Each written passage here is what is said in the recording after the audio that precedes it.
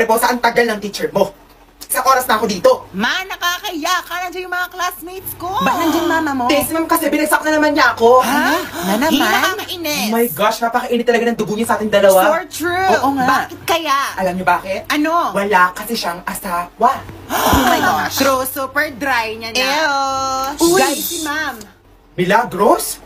Ikaw ang teacher ni Mariposa? Ha? Milagros? Marian, ikaw ba ang nanay? Marian? Wait, magkakilala kayo? Ano ba? Bakit mo pa ako inantay? Malamang girlfriend kita. Uy! Ang ingay mo, nasa Catholic school tayo. O, ano ngayon? Ano mang paki nila? Guys, Ibo! Balita ko nilagaw mo daw tong girlfriend ko. Really? Milan, ano ba? Huwag kang papansin. Marian, ano ba? Ilang beses ko na sinabi sa'yo na maglayo ka sa kanya or else isusubok ko kayong parehas para mag-kick out kayong dalawa. There's still